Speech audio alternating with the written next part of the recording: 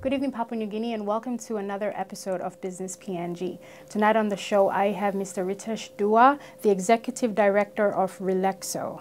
Welcome to the show, sir. How are you? Fine, thank you. I understand this is your first time in Papua New Guinea. Welcome. Yes. How do you think about Papua New Guinea? Really, Papua New Guinea, the day I entered, really I was mesmerized with the kind of hospitality I got, the warmth I got while meeting the people. Really, really good. Nice people, like pure with heart. Really nice experience meeting all the people there. First time I have been here, my mind was earlier saying maybe how the people would be. But after coming here, I am so comfortable meeting with the people here. So really good experience. Great, that's good to know. Great.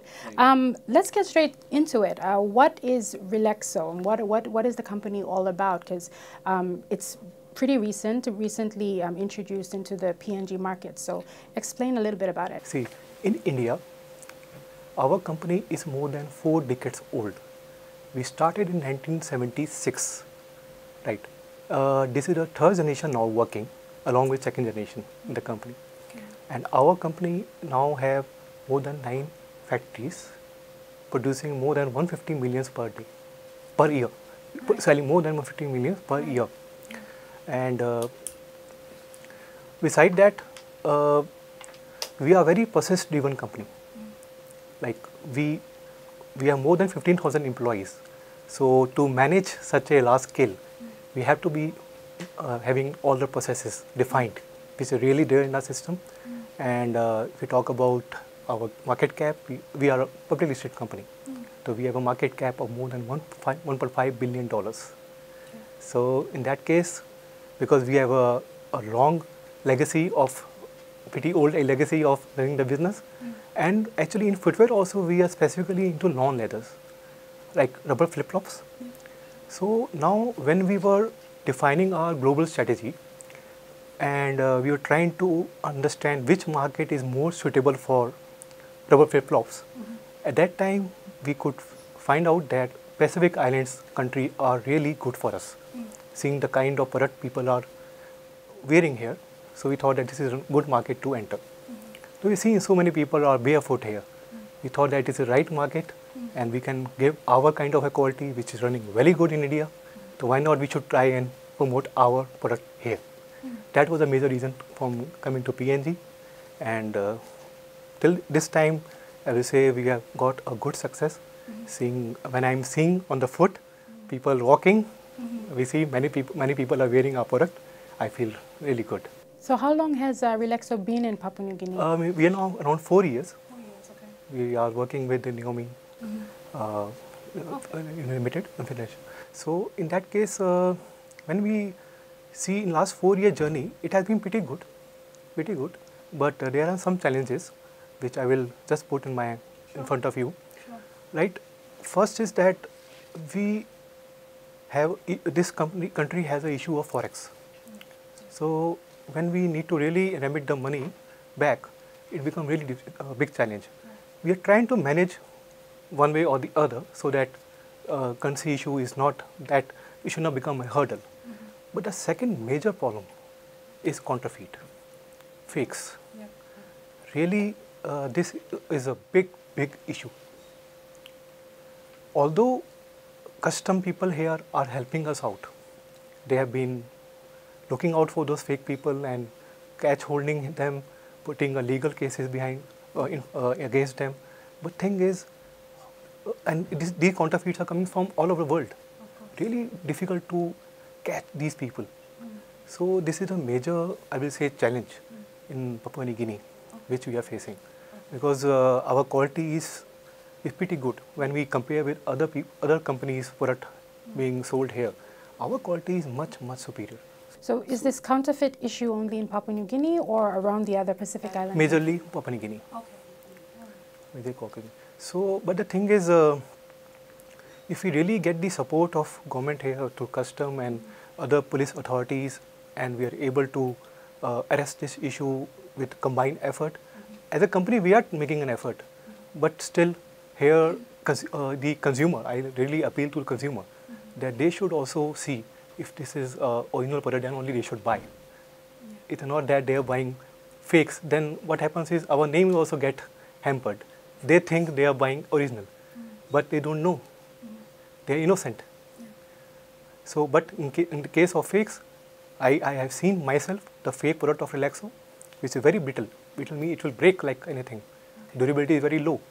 But our case, what we are producing from our factory, it is really high. Durability is very good. So, in long term, if a consumer of this country buy our product, it will have a long life, and it will be easy on pocket in long term, economical, because it has more life. So people should, and it is more comfortable to wear. Because even the cushion is very nice, so that people feel comfortable while working. Really, I feel disheartened when I see people walking barefoot.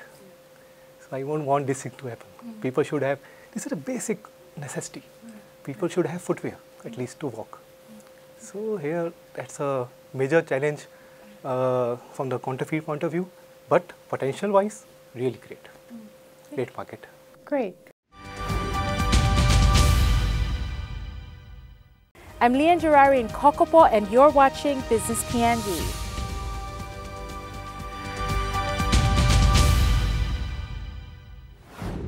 The dynamics between, when entering into the country, the dynamics between your distributors and your business partners here, can you tell us a little bit about that? Who are you working with? And we are working with Naomi Distributor Limited, right? And they have been pretty well in placing the product.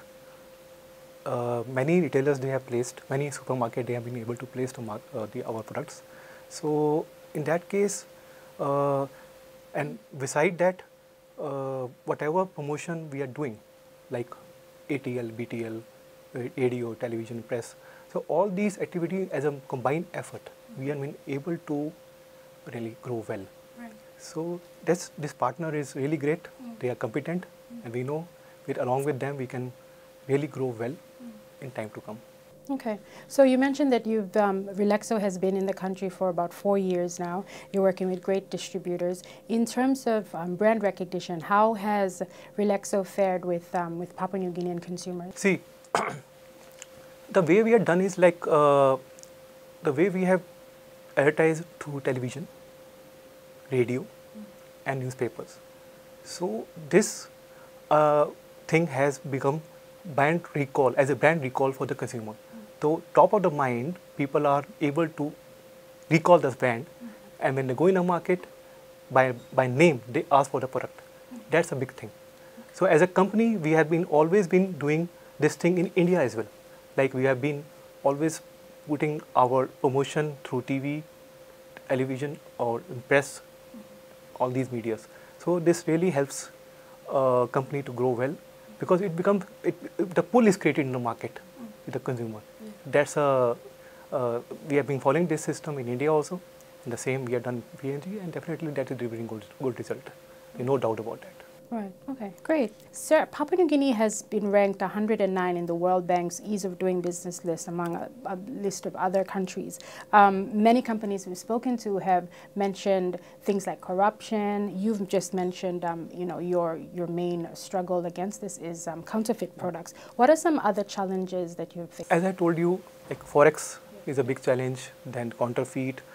If these two hurdles are handled well, definitely there will be no looking back in this country. Rest, safety issues and all can be handled maybe by the local administration, how people should be comfortable when they come here. It should not be that we will be robbed. It should not be like that. People should, so that people are coming from outside, they should feel comfortable that yes, country is safe, there is no issue of that. That is important. But thing is, beside that, from business point of view, these two issues are majorly as a hindrance it is coming in front of us. Really we have to handle those properly. Right, okay, thank you. The Papua New Guinean government of the day has placed a heavy emphasis on technology, digitalization. While doing some research on Relaxo, I've realized that you have a very interactive website where buyers can go and shop online, have it delivered to their homes. What plans do you have for this in Papua New Guinea? See, we are in a study stage right now. Like we need to really see what can be done in digital format. Really, that's a future. Without that, we can't really grow. That is required. But thing is, let us study well and see what all, how we can do this digital media. Already we are in a phase of studying, and definitely we will venture into this digital media advertisement. There is no doubt about that. Beside that, online, we need to understand the logistics issue, how we can really place the product when consumer is asking the thing, asking the payer, how we can deliver, and all those things has to be managed, to be prepared ourselves first. Then only we can think about online. So all this preparation work is going on. So eventually we will definitely go once we are clear about how we, about the roadmap, how we have to do. Right, okay, so we can expect something in the future? Yeah, in the future, yes. Okay. So what else does Relaxo have in store for the future here in PNG? See, in future, definitely the way we have been doing the promotions of media and everything, definitely the future is like, we will pursue the same way. We will be keep on promoting our product the way we have been promoting last so many years, 3-4 years. Our main objective is to make this brand a household brand, as we have been doing in India. That is most important, because we know if people wear our slipper, I am damn sure people will be very comfortable seeing the life, comfort and durability, everything. Really. Thank you for that. Finally, how has Relaxo handled community engagement and engagement with community here in Papua New Guinea since entering? In early this year, there was some in the Western Highland, there was an earthquake. So there we gave a relief of some pairs in the month of February 2018. So this way we have been little thought, let us give there, because that is a big problem which has, people have suffered. So the donation we did in that in the month of Feb. Initially we did. All right, thank you for that. Is there anything else you wanted to add? See, the thing is only support of government from the point of view of counterfeit, which is really required, very, very important. Yeah. So custom people are already helping us out, but still we want it should be done in a more rigorous way, so that people have fear that they can't enter Papua New Guinea with a fake thing, no way. That's a, so that there should be a deterrent. A severe penalty should be there in a form of criminal case against them or whatever, but should be there so that they are in a fear that can't enter in Papua New Guinea like this. That is major thing. Secondly, we know the way we are growing and the way we have been putting our effort, our consistency in quality, we are maintaining. So consumer will be definitely mesmerized using our product, and more people will use our product. We are very confident about this in future as well. Thank you, Mr. Dua, for your time. Thank you very much. I'm Leanne Jorari in Brisbane, and you're watching Business PNG.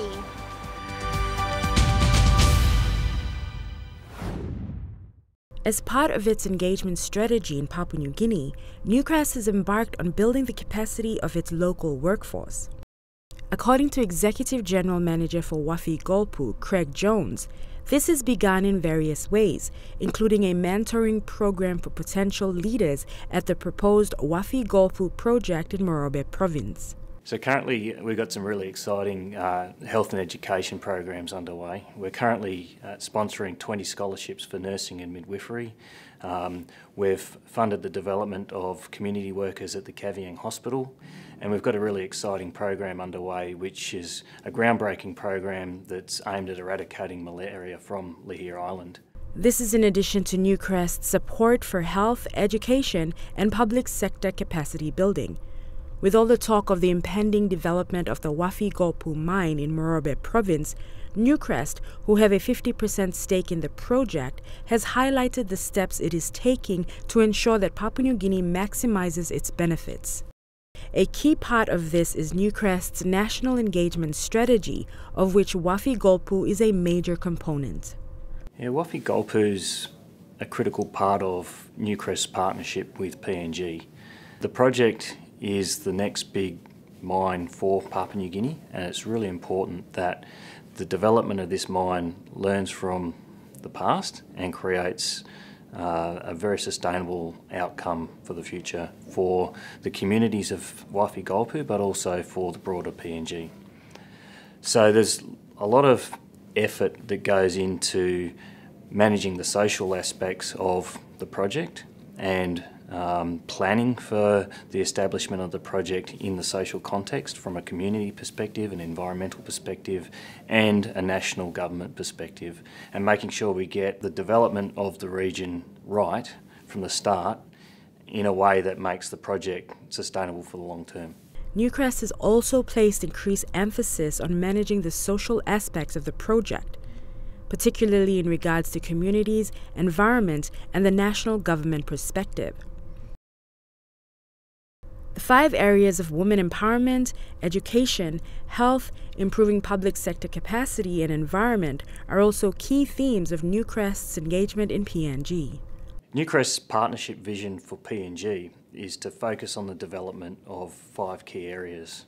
The first being empowering women, education, health, the improvement of public service capacity, and the environment. For the Wafi-Golpu project itself, work is already progressing in developing the local workforce to run this project once online. So Wafi-Golpu is a big undertaking. It's a large mine in a relatively undeveloped part of Papua New Guinea. And what we want to do as part of developing Wafi-Golpu is to develop our workforce and the leadership capability for the future so that the workforce that runs and operates the mine is predominantly Papua New Guinean.